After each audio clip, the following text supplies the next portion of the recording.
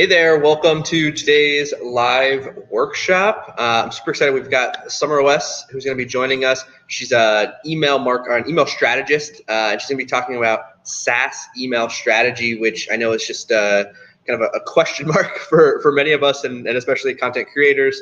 We're often thinking about search and social and this other stuff, and email, unfortunately, is sort of a forgotten channel and strategy that feels a little bit like its own secret code that we have to try to unlock.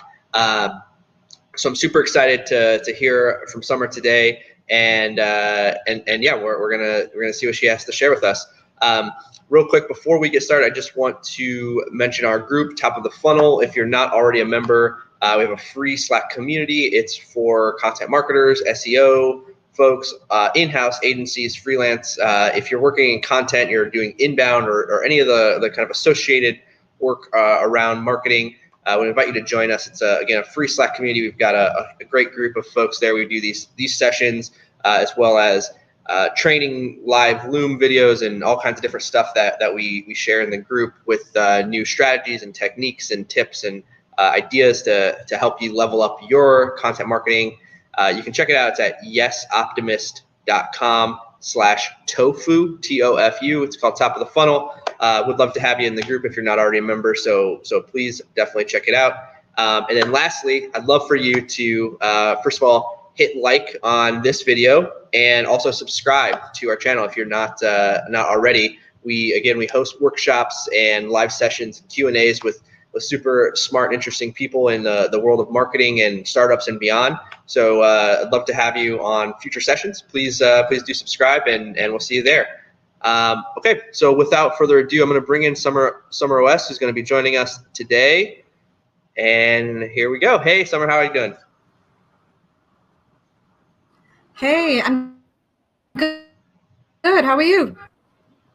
Doing great. Yeah, thanks so much for your time today. I'm really excited to learn from you. Like I was saying in the intro, I think email is just one of those things that, even as somebody who's been in marketing for 10 years, I've done everything from being a writer to a director of marketing, and it still feels a little bit like black magic to me. Email is the only thing that makes sense to me. Like all the other kinds of marketing, I'm like, no, that's not me. Like somebody has to explain that to me. That doesn't make sense to me. That's awesome. How did you first get involved in kind of the email strategy and the consulting and stuff that you do now? I met Val Geisler, and we were in the same course, and I was actually a content writer for about 10 years. And it got to a point, like I'd grown my business. I was writing for Marriott, Intercontinental, I've now MetLife, all these big brands, right? But it got to a point where I was unhappy and unexcited about my work. And it sounds really dramatic, but it had gotten to a point where I was struggling to get out of bed in the morning. I was just not excited. And around that time, Joanna Weeb launched her 10X freelance copywriter course. And I was like, you know what? I am okay on the writing part. I know that's solid. Maybe it's the business side of it that's, that's the ceiling, basically. That's why I'm not enjoying it. So, if anybody can teach me how to run a business that I'm excited about, it's going to be Joanna Weeb. So I joined that course and I met Val, and Val was all about email. And I loved her passion and her excitement. And I was like, I want to feel that for whatever I'm doing. And so around that time, I realized that I needed to try other kinds of copy. And so I wrote sales pages, tried my hand at sales pages, website copy, landing pages, and pretty much cried my way through it all. I hated it. And when Val said that she was looking for subcontractors, I immediately messaged her and I said, listen, I'm trying new types of copy. Will you please take a chance at me? I don't make the same mistakes twice. I am a fast learner and I don't miss a deadline. I remember making 3 points. And she took a chance on me, gave me a re-engagement sequence to write and gave me 2 weeks. And those were the happiest 2 weeks I had in a long, long time. And by the time I turned that email sequence into her, I knew that I'd found my passion. I knew that this was it for me. And there's been no looking back since.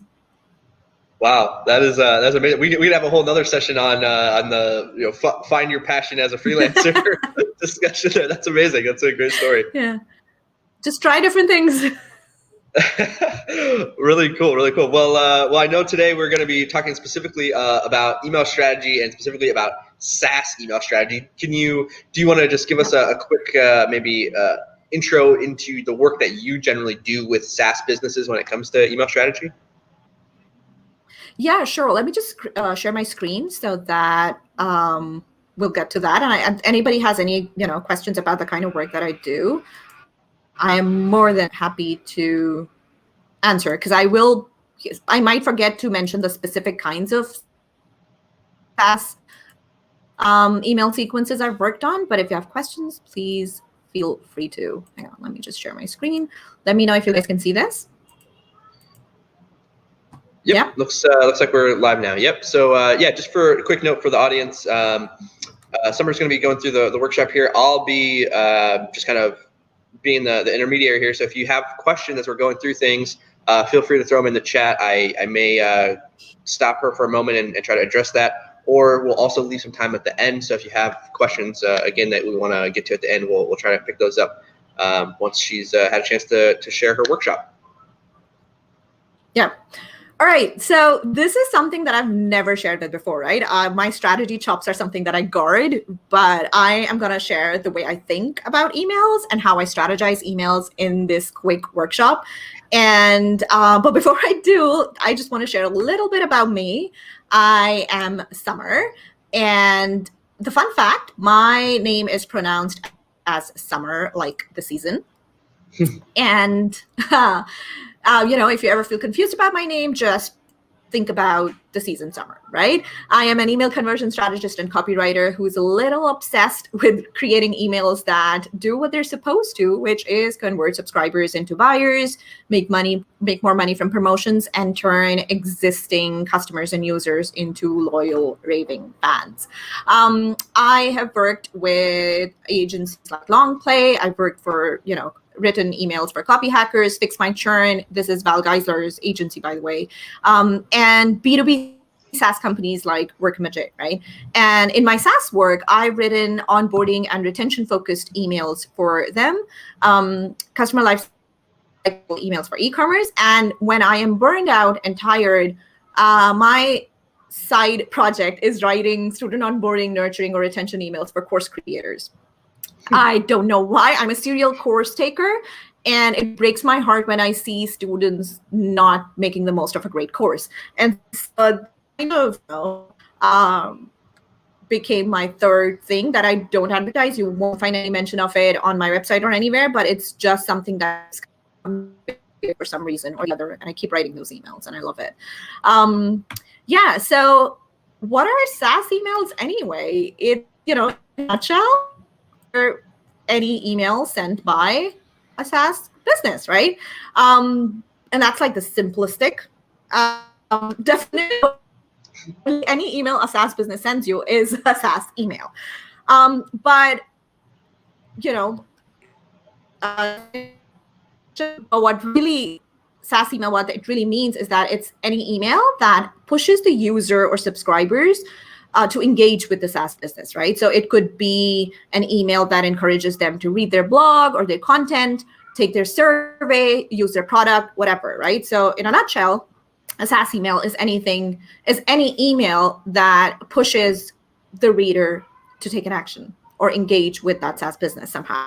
All right, what's the difference between SaaS email and other emails? And I've just a side note, I've designed this presentation workshop in a way that answers questions, because these are questions that I keep getting from people who are interested in SaaS emails. So I figured I'll just answer these questions in a workshop.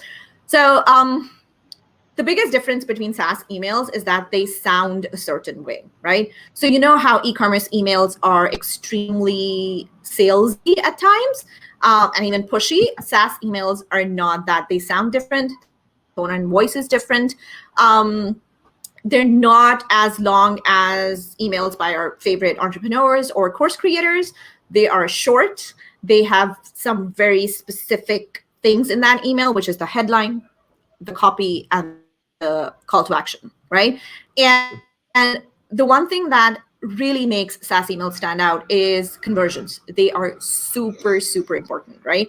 Even if it's just a content email, there needs to be a conversion that you're going for, right? So if it's a click-through rate, great, but the conversion metric needs to be there.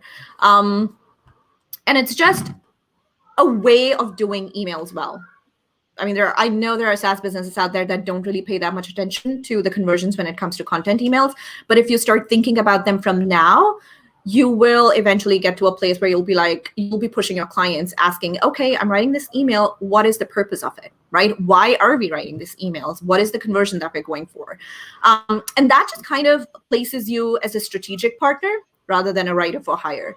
And I found that when I started doing that, when I started thinking about it in those terms, the way that I worked with clients just really changed. So yeah, SaaS emails are short. They're very specific. They are looking for that conversion, that metric. All right. Why are they? Go ahead. I was going to say, do you find that clients bring you in and they haven't sort of identified that why? They just think like, we need some emails. Can you write some emails for us? And you have to kind of steer that conversation. No, I found that the client always knows the why, right? But in the nitty-gritty of the whole marketing cycle, they often forget. Mm-hmm. So everything can be turned into an email, but does it need to be, right? Just because you're creating something, does it need to be an email, right? So a big part of my career, of my life, is asking like, why are we sending this email again? Why do we send this again? And so if I don't understand the reason why, I won't be able to do my job. And so our job as email strategists is to help our client, which is a SaaS business, understand what they're trying to achieve. Because once we understand that, we'll be able to create emails that help them do that, right? So what can an email help a SaaS business achieve? Short answer is pretty much everything, right? But a longer answer is that emails are responsible for the growth. They convince users to sign up for a free trial and check the software out. They convince them to actually use the software once they've signed up. They convince them to stick around after they've signed up for the paid version, right? So from becoming a customer to staying a customer, emails are important in the SaaS world. They're even responsible for reactivating users that have stopped using your software, right? How do you, if you want to, retain customers or bring back people that you've lost, just send out an email asking them a bunch of things. You're asking them, hey, what went wrong? What can we do better? And so these are all things that can be accomplished with emails. And this is why I say, I understand emails. I don't understand any other kind of marketing. I don't know how a company does retention outside of emails, simply because I don't know. Yeah. Okay, so the big thing, because I know your audience is all content writers and marketers and strategists, but so how do content and emails go hand in hand? One of the ways, and I'm speaking because I was a content writer for a long time that worked with SaaS businesses and startups. So content marketing just works, right? It's one of the fastest ways to grow SaaS business, to get those free trials and those initial users. What good is your content if it's not convincing readers to use the software or sign up for it, right? And a blog post has, or whatever kind of content you're putting out, it has a shelf life.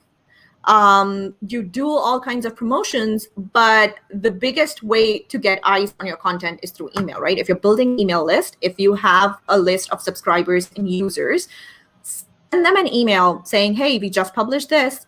It's gonna, help you out. And go check it out. Any time that a SaaS business, I know I signed up for Buffer's emails, and any time that they send out an email about a new blog post, I almost always click through if it's, of particular interest to me. So content doesn't just convince non-users to sign up, by the way. It also encourages users who are using your software to keep checking you out, right? Because we kind of get, once we become a user, we kind of get complacent. And I'll tell you what, I signed up for Tiny PNG last year, right? I was updating my website, and I had some brand images that I needed to reduce the size of. So I signed up for Tiny PNG, paid for the year, used it, and then forgot all about it, right? And interestingly, they didn't send me any marketing emails throughout the year, not even the dreaded in these unprecedented times emails, like nothing. And I forgot all about them. But, and when you think that when I'd get pissed off, like, why are you charging me when you haven't emailed me all year? But they did something really smart. They sent me an email telling me that my card will be charged in a week. And so it doesn't matter, like, and I feel like this is such a brilliant example of, like, even if you don't have all your ducks in a row, just thinking about, I'm jumping ahead, but just thinking about your subscribers and your users and how they would feel puts you in good standing with them. I chose to renew because I know that I will need to use them again at some point. But yeah, so content and email goes hand in hand because the content you create needs an audience, right? And people who already are aware of you, have signed up for your emails, are using your software, are people who are invested in your company. They will be interested in the content that you're putting out. So just send them an email about the content that you're writing and, bask in the glory of comments and traffic and whatever else you need. Because, like, think of it this way. You're doing all the hard work of creating the content, right? Email will do the hard work of placing your content in front of the people who are really interested in it. Yeah, I forget where I first saw this, but somebody referred to, like, your email list and, like, your subscribers as, like, potential energy within your, like, content marketing strategy. So it's like you're sort of storing some of the goodwill that you're building by creating content, and then it also becomes, as you said, it's like a promotion or like a distribution channel for your content as well. Yeah, absolutely. So when I was a content writer and I would write, like, I could see a big difference when I would write for a new SaaS company that was just starting out, that didn't have that much of an email list. And I wasn't even thinking about emails at that point. So I had no idea that you could actually, send out an email to your list telling them, hey, we just published this thing. But the onus would fall on me to get them those social shares and the comments. Instead, like, when and this was a light bulb moment for me. When I wrote a guest post for Copyblogger, they had a massive email list, right?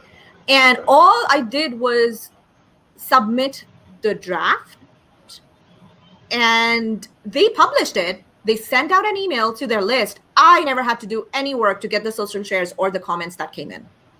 And that was my light bulb moment. I was like, okay, hang on. I've been putting so much pressure on myself to do this for my clients when, like, this isn't even my responsibility when you come to think about it. My job as a content writer is to create, like, these brilliant pieces of content that whoever reads will like. But it's not my job to go out and attract those comments and social shares. The audience building part is the SaaS business's responsibility. But yeah, so email just makes a content marketer's life easy, the way I see it. Okay, strategizing SaaS emails. Now, you don't send SaaS emails whenever you feel like it or have a piece of content to share, right? There's a method to the madness. And it starts by strategizing and planning when to send and what emails to send.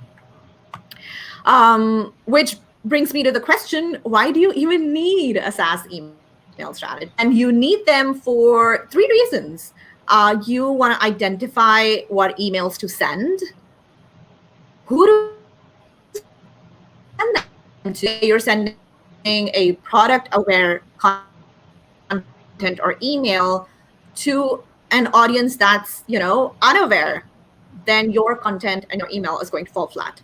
But if you have an email strategy, you are going to know who this email or this content is for, right? What audience? And then you'll start thinking about segmenting your email list. Like, okay, so this is something that's kind of advanced that will be better understood by people who have signed up for a free trial, have had a peek into our software. They're going to be a better audience for this. And so why not just send it to them? And so it's just going to it trickles down. Your open rates are going to be nice. Your click-through rates are going to be better. Your audience is going to be more engaged. And so in a nutshell, an email strategy just lets you send the right message to the right audience at the right time. Mm-hmm. Okay, this is my favorite part, like the quick and easy way of strategizing SaaS emails, right? And the easiest way to do it, even if you don't know anything about strategy and this is your first time you're trying it out, right? Ask yourself 2 questions. What happens? So let's say you're writing an email, it's going to be sent, right? Ask yourself, what happens when the subscriber or user does what we want them to do? Conversions are important in SaaS emails. So what is the conversion metric? So what happens when you get that conversion next? And 2, the second question that you need to ask yourself is, what happens when the user or subscriber doesn't do what you want them to do? What are you going to do then? What is your next move going to be then? So kind of like, it's literally in the beginning when I was learning how to do this, I would actually take a piece of paper and I would draw this thing, right? I would be like, okay, so this is my email. What happens if the user or subscriber does what we want them to do? If they click through, what is going to happen next? Are they going to a landing page? Are they going to a blog post? Are they going to use a feature? And if they're going to use a feature, then what? And I feel like this is the one thing, asking these 2 questions has really built my strategy muscles.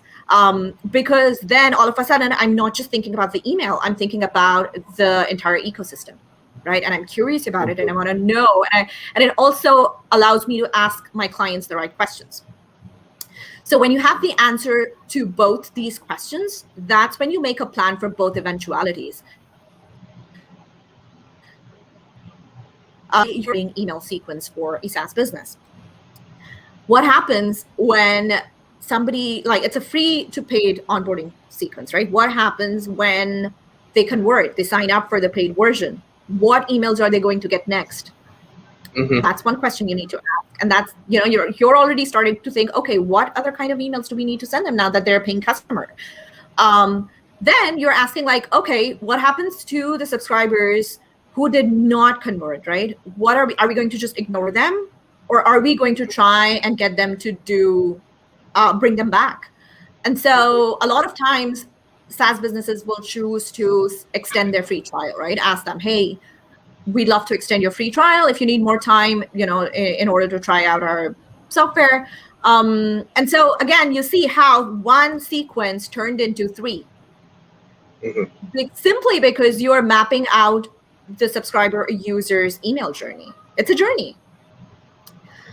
Again, and because you're content writers and marketers and strategists, onboarding may sound like a pretty advanced. Let's talk about the nurture sequence, right? So if you are writing a welcome sequence or a nurture sequence, which goes out when somebody subscribes to your newsletter, what happens after they're through those emails? What action do you want them to take? Do you want to push them to the free trial? Do you want them to sign up for the free trial? Great. If that is your goal, then you're going to write emails in a way that will push subscribers to sign up for the free trial. But what happens when they don't sign up for the free trials and the nurture sequence is at an end? And then you start thinking about, okay, what do we need to do then, right? A lot of times, because if you're time-strapped, resource-strapped, a lot of SaaS businesses decide we're going to keep sending them the content emails that the content that we're putting out every week, and then turn them into emails so that we stay on top of mind. And then eventually every few months, we're going to send them an email inviting them to sign up for the free trial or extend the free trial or whatever. So you start mapping out the journey, the life cycle with emails. And that's my quick and easy way of strategizing SaaS emails. Okay, so now we are going to talk about the one thing you need to do before writing a SaaS email, right? So the way I started with this is I would think about how my client was approaching their marketing. Were they following the product-led approach or the market-led approach or the customer-led approach, right? And then I would decide on the email philosophy that best fit their marketing approach.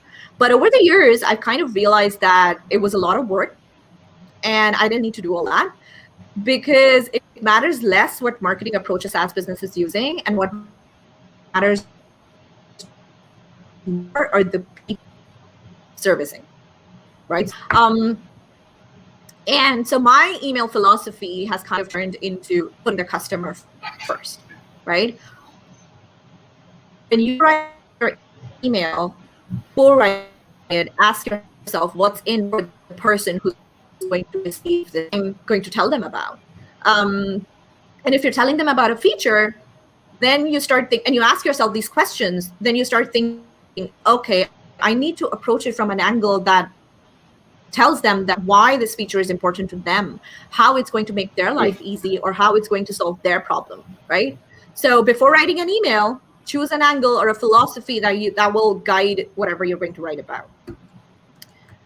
Okay, fun times. The 2 types of emails every SaaS business needs. Now, this is short and sweet. The 2 types of emails every SaaS business needs are acquisition and retention. At any given time, a SaaS business is trying to do these 2 things. They're trying to get customers, and they're trying to keep the customers that they've got, right? So every SaaS email that you write will fall under these 2 umbrellas. And identifying that will help you write the kind of emails that you need to write. Okay, so acquisition emails can be nurture emails when people sign up for your newsletter.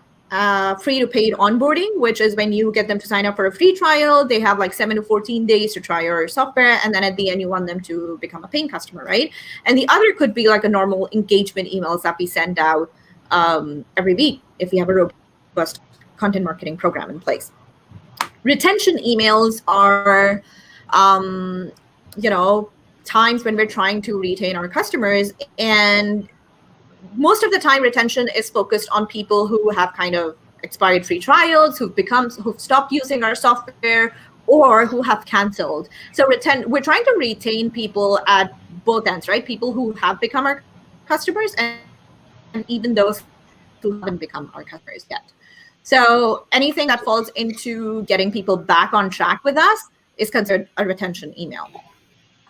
All right, creating SaaS lifecycle emails. Now, because I just explained the process of how I approach emails, which is asking those 2 questions that you need to ask, I quickly realized that I was building out entire ecosystems for my clients. And when I did my research and I talked to other SaaS founders and other marketers, I realized that they're called lifecycle emails. I did not know that. But yeah, lifecycle emails are essentially like anything, any email, like from the moment a user or subscriber starts getting your emails, right? And what is their life cycle like from the time they become a subscriber to the time they stop using or get to the end of whatever your journey is. So my process is simple. It starts from figuring out where users are signing up from, right?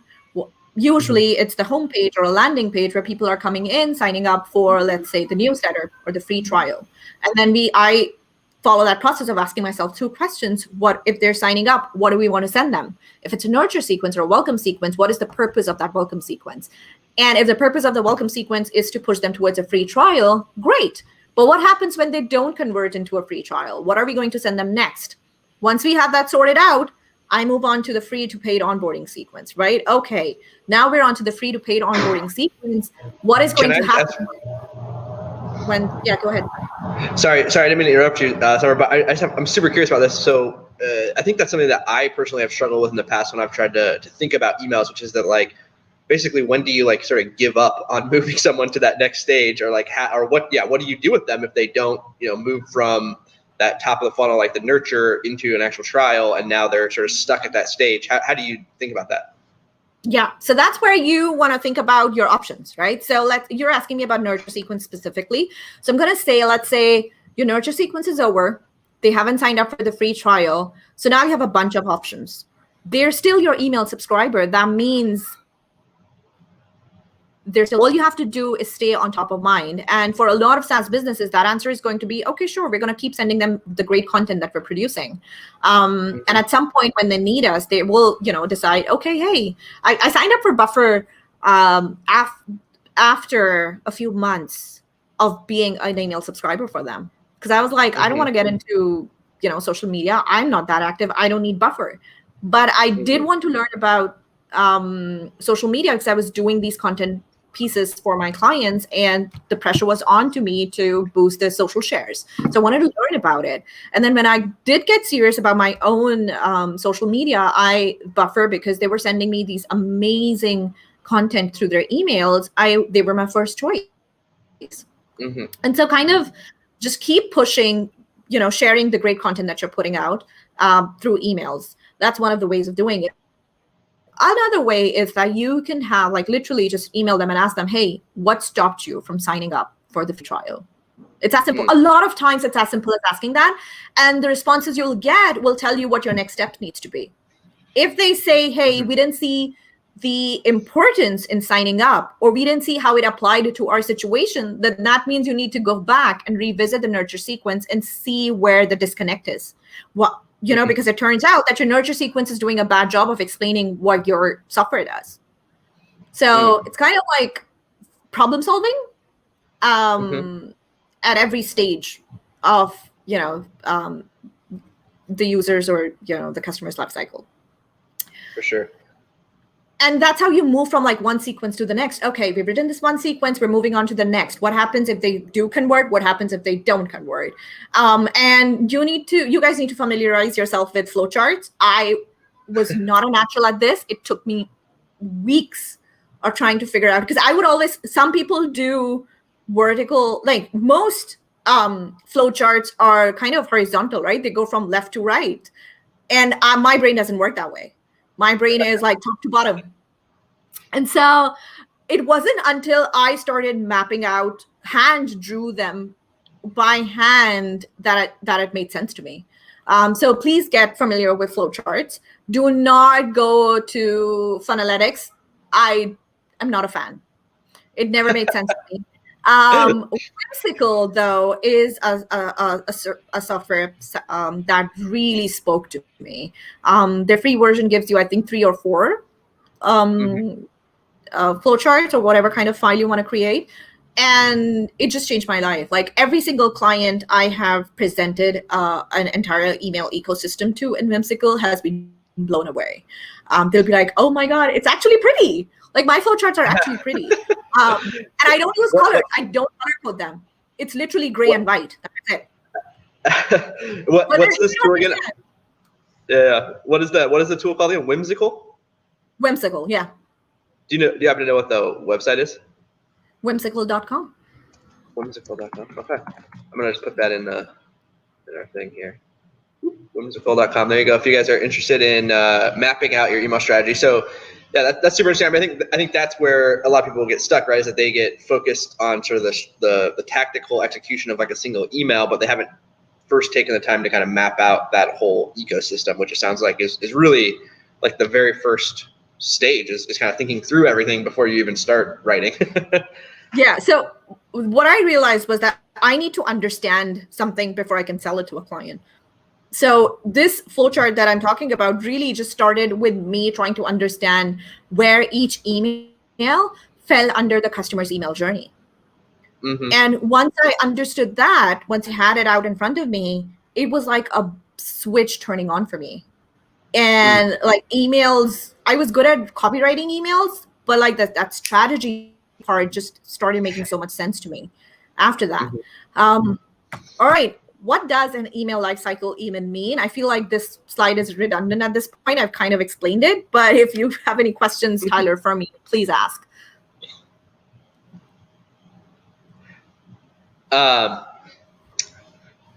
I mean, I guess when you think about sort of each of the individual sequences, I know you talked about the two, either acquisition or retention, and then you talked about some examples of individual sequences under each of those buckets.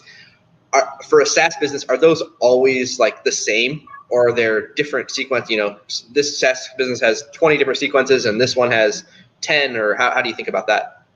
All right, so acquisition are pretty much the same, right? Nurture, onboarding, upgrade, follow up, whatever. Retention is situation based.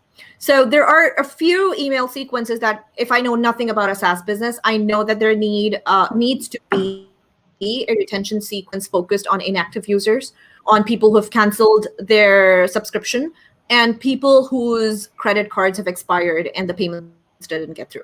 right? So I think we call them dunning in the SaaS world. So these are the 3 emails that any business that's SaaS business that's focusing on retention needs. Acquisition is pretty much the same because we're all trying to get users to come on board the same way, right? So those emails are pretty cookie cutter. But retention is also situational based. So I have a B2B SaaS client that kind of, when they upgraded their software, they changed platforms. So they went from being HTML based to something else. I am forgetting what, right? But they had and they're a project management software. So they still had, Flash. They were on Flash first, and then they decided that, hey, Flash is ending support. Like there will be no more security updates to it. We can't stick on this. And they, like, it was 3 years ago. They moved to HTML5 3 years ago, but until last summer, right? They still had people creating projects on the old version. And when they looked at the data, in just the last 3 months, they had 68,000 projects created in the old version, and in 6 months it was expiring, that the software would be redundant, and these are paying customers, so they didn't want to lose them, right? So they came to me and they said, hey, we have this problem, we don't know what to do, we've emailed, we've called, they're just not moving. And I was like, okay, let me put on my strategy hat or hijab, and I was like, have you asked them what's stopping them from, moving? Like, you're telling them and, you're informing them that they need to move, but have you asked them why they're not moving? And so they were like, oh, we haven't. And so the first thing that we did was we sent out an email telling them, asking them, like, what's the holdup? What is happening that is, stopping you from moving to the new version? Because moving to the new version is as simple as a new URL, and you don't have to do anything. The same sign-in, the same login, it's, and the answers that we got over 400 replies to that one email. And so when they sorted through the data, they realized that a lot of them had the same concerns and the same questions. And then I said, you know what you need to do? You don't need to reply to everybody individually. Host a webinar. Host a webinar, answer all their concerns, show them how easy it is to move to another, to upgrade. And so we did that. And after the email, then I created like a webinar email sequence for them, which was then focused on getting people to register for the webinar and then show up for the webinar. And so after like 3 months, I went back to them and I said, hey, what happened? Like, did it help? And they pulled up the numbers and they said it worked brilliantly in the last 3 months. Our numbers have gone down to 28,000 projects instead of 68. So, and I was like, what are you waiting for? Run that sequence again. Yeah. Target those 28,000. No, because these are paying customers. We don't want to lose them at the end of December. And so, again, retention is situational.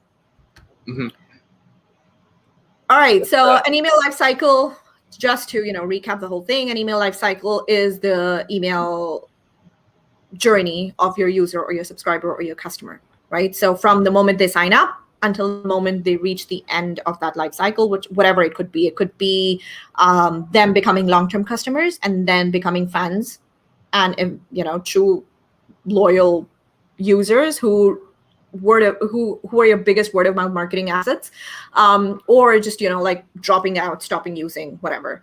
You need to map out all of that. Okay, how do you map out a SaaS email lifecycle? I have also explained that. I did not realize I was jumping so far ahead of the sequence, but I got into went off on that tangent on how to map out that email lifecycle. But ask yourself those 2 questions, take a piece of paper, use Whimsical, and then just start answering those 2 questions, and the whole thing will build itself out for you. All right, and now we are at the end. So who's got questions? Wow, awesome. First of all, thanks, Samar. Thanks so much for that. That was super informative. I know there's tons of detail that we can cover here. So I'll just put it out to the audience here. If you have any questions for Samar on the strategy, email strategy, or maybe even specifics on some of the email work that she does or has experience with, toss them in the chat here, and we'll answer those questions. I would love to know. So one of the things that you mentioned was sort of like rerunning the sequence in the case of that SaaS customer, for instance. So like, how often do you sort of reuse the content or the emails or the sequences that you're building in either a different context or even the same context? As often as I can, to be honest. When it comes to retention, you're all that trouble of creating an email sequence, but that situation doesn't go away, right? So in this case, after December, there's no choice for my client, right, and their users. But in a lot of retention focused issues and situations, it's a recurring scenario. So my to create emails that can be used again and again. Why hire me to do the same thing again, or hire somebody else to do the same thing again when you can just resend the whole thing? And so it's always smart when your work is reusable, simply because it has a bigger shelf life, and you stay on top of mind. Hey, who did that email? Like that retention sequence? Oh, Samar did it. Let's get in touch with her and see if she has any better ideas. So it's like planting seeds. I love it. So Amina wants to know, what is the minimum number of emails that makes a sequence effective? It depends. And I know everybody hates this answer, but it really depends. And it depends on the situation, right? It depends on the story arc of the email sequence that you're building. It depends on the points that you want to touch, the features that you want to highlight, the problems that you want to talk about that your software solves. So it really depends. But if you were doing an onboarding email sequence, and if you are doing behavioral email sequences, right? So, and this is not me, this is Joanna Wiebe. I have heard her say this in multiple trainings, which is 3 days. So for an onboarding email sequence, the first 3 days are the most crucial. After that, open rates and click-through rates and like conversions just fall off. So the first 3 days are your most crucial. Weekdays, weekends doesn't matter, because as many people work on weekends as they do on the weekdays. We're all mini workaholics. And so just, it depends on what you're trying to achieve and where your audience is in terms of awareness. Would you say that you have sort of a benchmark of, or maybe like an average of, like, over all the sequences that you create, on average, it's a certain number of emails? I'd say, like, if it's time-based, I would still stick to like the 7-day thing for the onboarding sequences. And it's 1 email per day. But it really depends on when I'm doing the voice of customer research, when I'm talking to their users and they're telling me about their problems or whatever they do, like what, and I follow the jobs to be done framework as much as I can.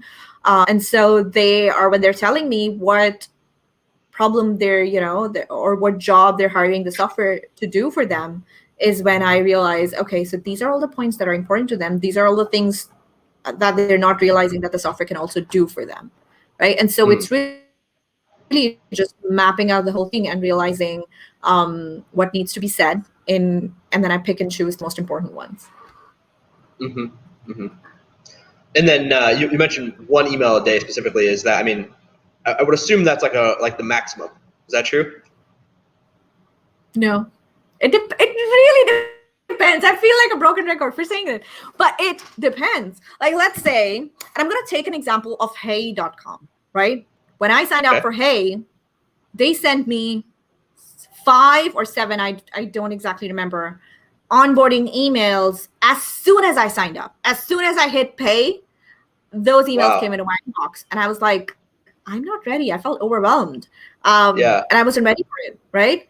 And but I haven't signed in for a long time. I don't know what's going on with that inbox. But it was, I was like, that's new, but it's not good. So you can, that's why I love behavior triggered emails. So if they had sent me one that said, hey, create your email signature. And as soon as I had created that email signature, I would have gotten an email, hey, good job, great. Now people are going to know who you are when you send out an email. Now, here's what you need to do next. And then, so just walk me through step by step when I'm ready, as I'm ready. And so, just behavior triggered emails and send as many as you need to, as long as they're timed right. And which is why I loved behavior triggered emails, because it's based on what I'm doing or not doing inside the software. Yeah. It's so fascinating to me, because I feel like there are just so many layers of like strategic thinking that go into mapping all of this out, right? So you've got like this big picture map of like each of the sort of stages, or the two big stages, and then within each of those stages you've got individual sequences, and then within each individual sequence you've got even more of like a granular strategy around the individual emails and what happens if they do this and what happens if they don't do that, and then especially when you're thinking about like that retention or onboarding stuff, like you've got to get even more granular of like, how do I get them to take this one step within the product, or like how do I get them to do X? Yeah, absolutely. That's super interesting. We got another question here. What email sequences could work to push trials after you already sent the first sequence and the users haven't hooked on yet? Okay, so here's what I love doing, and a lot of SaaS businesses do it. They reach out and offer an extension to the free trial, right? And it could be 7 days, or it could be, whatever, like restart your free trial even. I've had those emails as well. So that's one of the most popular ways of getting people to back into the pipeline. But let's say they haven't, right? That's fine. Let them sit for a while. But you can create an email sequence and target people who who went through the free trial and decided not to sign up, right? Because SaaS businesses keep coming up with new features, new use cases, whatever. When you have those 2 or 3, you can send out an email sequence, or like even one email saying, hey, since you last used us, we have, kind of created, like, come up with all these things, and this is what it helps you do. And so if this sounds of interest, we'd love to have you back, and click here to renew or reactivate your free trial, right? If you do this 2 or 3 times and they still don't sign up, just send them an email asking, hey, what's going on? Like, why are you still on our, what happened? Where are you missing out so massively that you were interested enough to sign up for the free trial, but you're not interested enough to, pay for the service? And a lot of times you'll get an answer, hey, you're too expensive. And that's okay. But at least you know why they're not signing up. Yeah, I love that whole strategy too, of sort of, I almost think of it as like breaking the fourth wall, right? Like when you have somebody on your email list, like you can do kind of these broadcast emails where you're trying to push them towards an action, but you can also just like open up a dialogue and get like a human response from people and learn that way. Yeah, ask questions, get answers. That's my motto for SaaS emails. Yeah, I love that. I think that one of the big fears that I know, like I've experienced in setting these up, is like you feel like you're kind of putting together this big machine, and all the pieces have to be like just right before you turn it on. But I think like one of the realizations for me in your workshop is that like, no, that's actually not how it works. You can iterate on this, like even if it's not perfect from day one, like you can put in a question email in there, get some feedback, and then go back and tweak your whole sequence based on the feedback that you get. Yeah, absolutely. Yeah, that's good. I think that's a good lesson for everyone. I mean, I think as marketers, as content folks, we tend to over commit. We think of that everything has to be perfect before it goes out, or before it goes live, or before we publish something or whatever. But I think, just like with a blog post, as we're seeing these days, right? You can always go back and update or change or refresh or whatever. And I think the same thing probably applies for emails from what you're sharing here. Yeah. Awesome. Well, who else in the chat here has questions for Samar? I'd love to continue to pick her brain here if you guys have any additional questions. We've got a couple more minutes with her.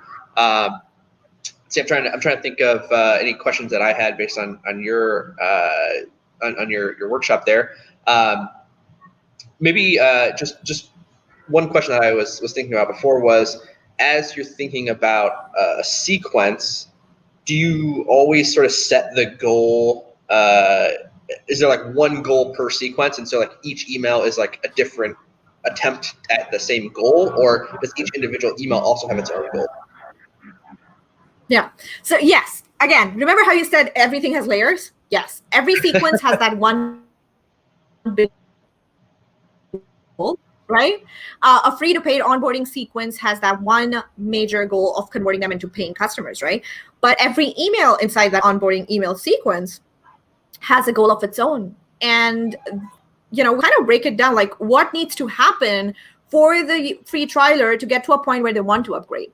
And so everything that needs to happen then gets divided into emails. They need to get to that aha moment. All right, then what is that feature that brings them to that aha moment? How do we, what is that problem that they're looking to solve that we will solve for them, which is then they'll realize, okay, great, this is the software for me. So, like, again, goal for the entire email sequence, and then goals per email as well. Yeah, that makes some sense. And do you shoot, sorry, I lost my train of thought there. I lost the question I was going to ask, but we do have another question from the audience here. So what tools do you use to keep track of all the emails that the users have received and their behaviors or actions on the site? So that's pretty much depends on the ESP that you're using, right? So in the SaaS world, Intercom and HubSpot are pretty popular. You'll get all the data that you need from within the ESP. Yeah, and is there, with clients that you work with, do they usually already have kind of the technical pieces in place, and you're just kind of adding the strategy on top of that? Oh yeah. Do you help? Oh yes. Okay. I do not touch anybody's tech stack. Simply because I'm not aware or don't fully, and I will never fully understand their limitations and whatever problems that they're facing, right? So I ask them, whenever I'm working with clients, I was like, what's your tech stack? What ESP are you using? What email marketing software are you using?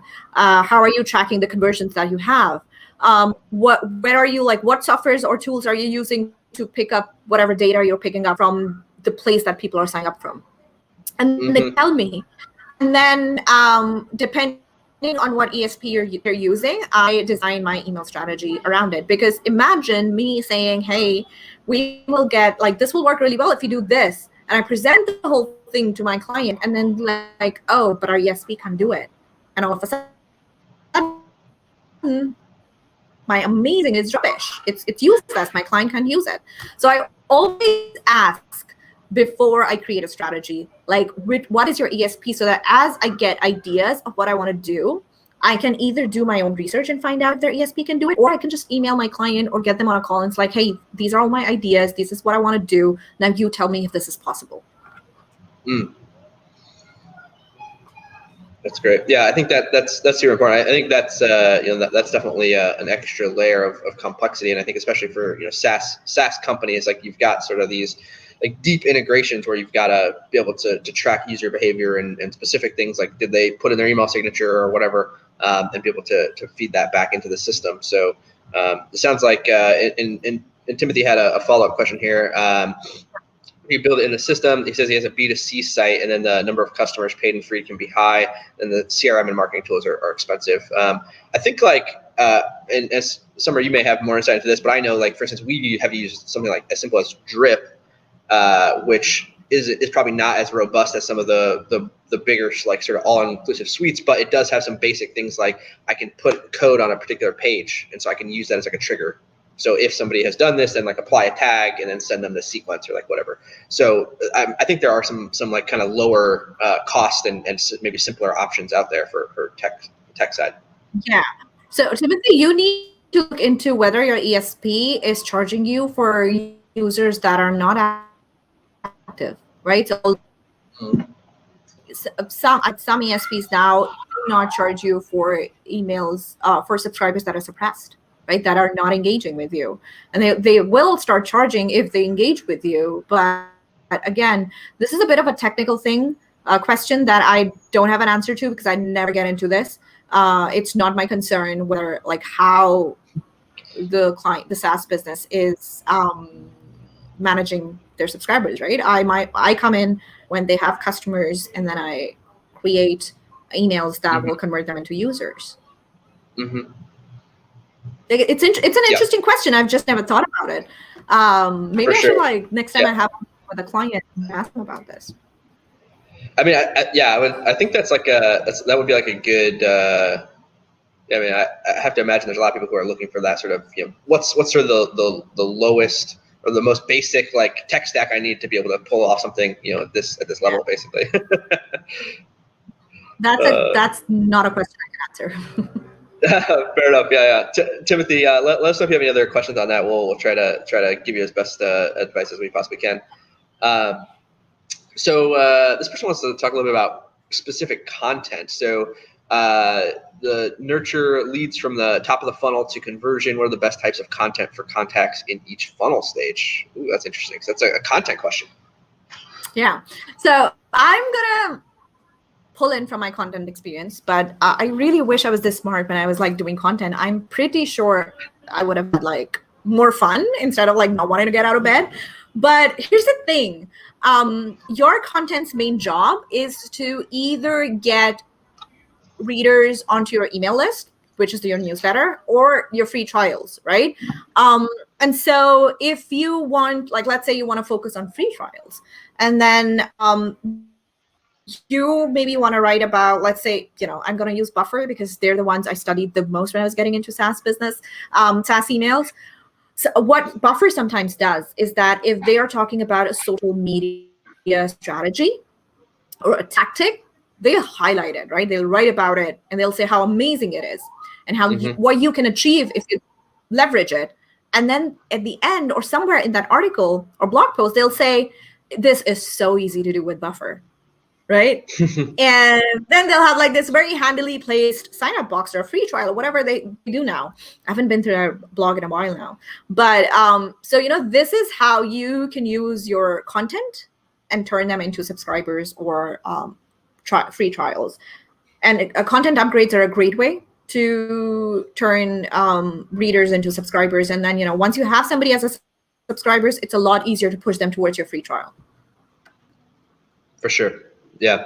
And if I can just chime in from the content side and the work that we do with like SaaS clients, I definitely think of like top of the funnel as being like problem focused content. So if I've got somebody who's like just entering my funnel, I'm not going to bombard them with, hey, sign up for my SaaS right away. Like I want to first educate them about the problems that the tool can solve. At least again, not speaking strictly from an email perspective, but from the funnel perspective. So I would think of the problem, and then I would think of like solution focused content, how to do this specific thing or how to achieve a specific outcome kind of content. And then at the bottom is where I would think about content that's a little bit more direct sales kind of stuff. So that's my experience. Again, I'm certainly not an email expert, but that's how I think about the funnel stages from a purely content perspective. Yep. Got a couple more questions here for you, and I know we're almost out of time. So do you have any content pieces that always work for win-back sequences? That's an interesting one. Okay, so it depends, because when you're talking about win-back sequences, the first thing that you want to think about is finding out why people are, going cold. What is happening? What is that friction? What is your software not doing for them that they're leaving you, right? And then depending on what you find, then you pick up the content pieces that you want for that win-back sequence. Yep, that makes sense. And then another question here on books or resources for copyright, email copywriting. I know that's a whole art and Joanna Weed, the one and only. She has a course called 10x emails. It's all about SaaS emails. And she also, like, the way she walks you through strategizing and onboarding sequence and stuff like that, it is brilliant. If you can sign up for it, please do. Otherwise, Copy Hackers also does these Tuesday tutorial things. Every Tuesday, they have a 20-minute tutorial. It's completely free. Start attending it. You will be a much better strategist, marketer, copywriter because of it. They have a huge library of it, and they even have, let me see if I can I chat out a link? Because they did a couple of weeks ago, a few weeks ago, they did, I don't think I can, I'm not signed in. Anyway, so they did a Tuesday tutorial on how to write a SaaS email. And it was brilliant. I write SaaS emails for a living, and even I found something new to learn with that tutorial. So, it's always fun. I'm going to send it to the link to Tyler, and let's see if he can send it across to you guys. Indeed. Let me. All right, so I'm going to put this URL here in the page. So here you go. So Copy Hackers. So this is a resource here for you looking for sort of those tactical tips on the writing piece. Awesome. Well, Samar, I can't thank you enough for taking the time to jump on with us. I know you're super busy and also doing the family thing and all that stuff that we discussed previously. So I just want to say again, thanks so much for your time. Do you have where can folks find you or learn more about the work that you're doing? Right. So I am Twitter, which is at Samar Owais, twitter.com/Samar Owais. This is where I hang out. And I gripe about emails there. I rant about emails there, and I appreciate good emails there. And also emailsdoneright.com. That is my newsletter. You can go in, sign up, and I pick an email fight every Wednesday. Oh, wow. Okay. Emailsdoneright.com. Yep. Wonderful. All right, cool. I'm just going to share these real quick here. And yeah, everyone definitely check out Samar's stuff. Follow her on Twitter. Thanks again for joining us, and thank you again, Samar, for your time. It's been a tremendous session. I really enjoyed it. Really learned a lot. If you haven't already, definitely subscribe to the YouTube channel here for future workshops and live sessions, and check out the top of the funnel community at yesoptimist.com/tofu, TOFU. And we'll see you inside. All right. Awesome. Thanks again, Samar. And hope you have a great rest of your day. Thanks for having me. Bye. Cheers.